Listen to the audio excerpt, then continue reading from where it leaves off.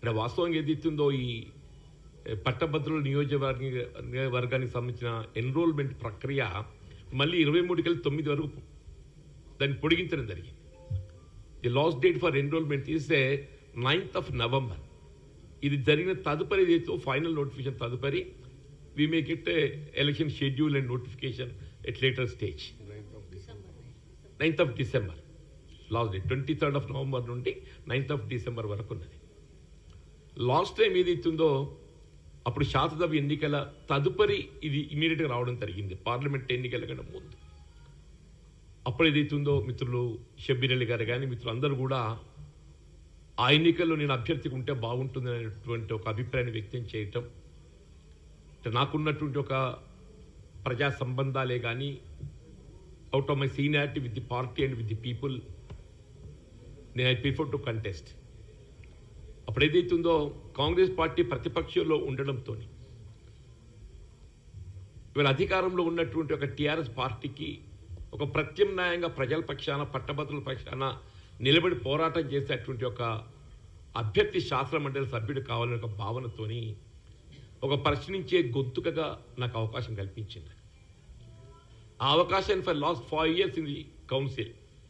షబ్బీర్ అలీ గారి టర్మ్ అయిపోయిన తదుపరి ఏదైతుందో మరి నేను శాసన మండలిలో ప్రవేశించటం ఫర్ లాస్ట్ 5 years ఏదైతుందో ఇలా ప్రభుత్వాన్ని యొక్క వైఫల్యాలను ఎత్తి చూపడంలో కానీ కాంగ్రెస్ పార్టీ యొక్క విధానాలను ప్రజలకు తీసుకుపోవటానికి మరి కృషి చేయడం జరిగింది. ఇదంతా మేము తెలిసిందే.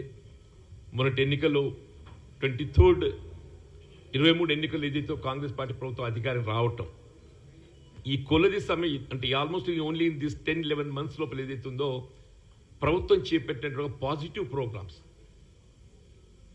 ఇవన్నీ ప్రజలకు తీసుకెళ్లటం లోపల ఏదైతే కృతకృత్యులు అవుతున్నామో ఈ శాసన మండలి ఎన్నికల్లో దాన్ని ప్రొజెక్ట్ చేస్తూ, అంటే శాసన మండలి ఎన్నిక పట్టభద్రులకు సంబంధించి కాబట్టి mostly government employees and teachers and unemployed youth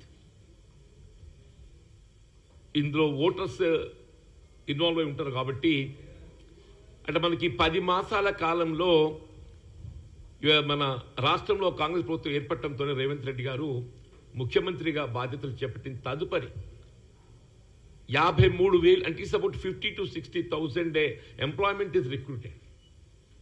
ఈ 10 మాసాల కాలంలో దాదాపు 50,000 నుండి 60,000 వరకు ఏదైతుందో ఎంప్లాయ్మెంట్ రిక్రూట్మెంట్ చేయడం జరిగింది.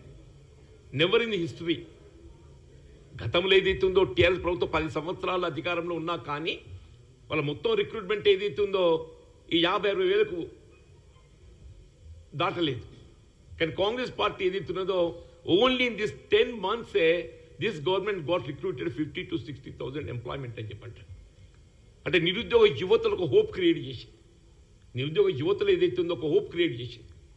ఎన్నికల వాగ్దానం అనేది కాకుండా ఏదైతుందో వీళ్ళ ప్రాక్టికల్ కూడా ఏదైతుందో నిరుద్యోగ యువతకు అండగా నిలబడే విధంగా ప్రభుత్వ రిక్రూట్మెంట్ ఒకవైపు, దాంతోపాటుగా ప్రైవేట్ సెక్టర్లో కూడా ఎంప్లాయ్మెంట్ కలిగింపచేయడానికి ఇలా విద్యకు సంబంధించే కానీ విద్యా నాణ్యత ప్రమాణాలు పెంపొందింపచేయడానికి కానీ skill university ATC ITI upgradation కానీ ఇవన్నీ కూడా ఏదైతుందో గవర్నమెంట్ ప్రోగ్రామ్స్ అన్నీ ప్రజల్లో పాజిటివ్ సంకేతాలు ఇస్తున్నాయి. ఇవాళ రేపు రాబోయేటువంటి ఈ గ్రాడ్యుయేట్ కాన్స్టిట్యున్సీ తిరిగి నిలబెట్టుకున్న విధంగా గతంలో ఏదైతే నేను ప్రాతినిధ్యం వహించడం జరిగిందో ఈ స్థానాన్ని కాంగ్రెస్ పార్టీ తిరిగి నిలబెట్టుకునే విధంగా అభ్యర్థి ఎంపికకు సంబంధించి అందరి సలహాలు సూచనలు తీసుకోవడం జరిగింది.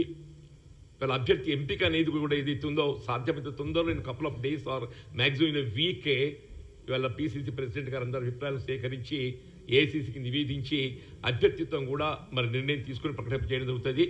And we are confident this election ఇది ఏదైతుందో పిసిసి ప్రెసిడెంట్ మహేష్ కుమార్ గౌడ్ గారు బాధ్యత చేపట్టిన తదుపరి ముఖ్యంగా పట్టభద్రులకు సంబంధించిన నియోజకవర్గం శాసన మండలి కాబట్టి గతంలో కాంగ్రెస్ పార్టీ ప్రాతినిధ్యం వహించింది కాబట్టి దీన్ని నిలబెట్టుకోవడం ఏదైతుందో కాంగ్రెస్ పార్టీకి అత్యంత ప్రాధాన్యత సంతరించుకుందని చెప్పంటారు. అది నిలబెట్టుకోవడానికి కొరకు అందరం కూడా సమిష్టిగా కృషి చేయడం జరుగుతుంది. దానికి సంబంధించి వల్ల ఈ సమావేశం నిరూపించుకోవడం జరిగింది. అందరూ కూడా సలహాలు సూచన ఇవ్వడం జరిగింది. దీపాదాస్ మున్షి గారు ఏదైతుందో ముఖ్య అతిథిగా వారు పాల్గొని అందరి అభిప్రాయ సేకరణతో పాటుగా అభ్యర్థిత్వ నిర్ణయం కూడా త్వరలో తీసుకోవడం జరుగుతుంది. The party will decide who will contest. No, who will contest and who will be the candidate అనేది పార్టీ డిసైడ్ చేస్తుంది.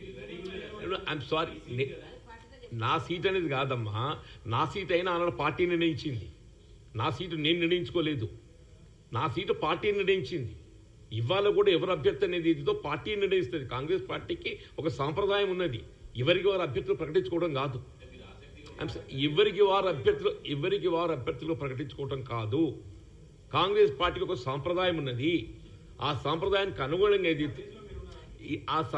అనుగుణంగా పార్టీ ఎవరు నిర్ణయం చేసిన నేననే కాదు ఎవరైనా కానీ అంటూ నేను party however party will decide he will be candidate including me నాకు ఎట్లా ఐడియా ఉంటుంది?